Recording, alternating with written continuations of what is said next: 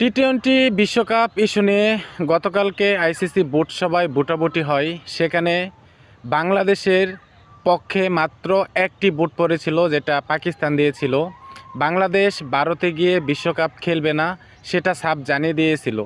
কিন্তু আইসিসির পক্ষ থেকে সরাসরি ডাইরেক্ট যে নিউজ জানিয়ে দেওয়া হয়েছে সেটা হলো 24 ঘন্টার আলটিমেটাম দেওয়া হয়েছে। যদি 24 ঘন্টার ভিতর বাংলাদেশ তাদের সিদ্ধান্ত পরিবর্তন না করে, তাহলে বাংলাদেশের জায়গায় অন্য দলকে জায়গা বা সুযোগ দেওয়া হবে। আপনার মতামত কি? বাংলাদেশের কি ভারতে গিয়ে টি-টোয়েন্টি ওয়ার্ল্ড কাপ খেলা উচিত না উচিত নয়? অবশ্যই কমেন্ট বক্সে জানিয়ে দিবেন।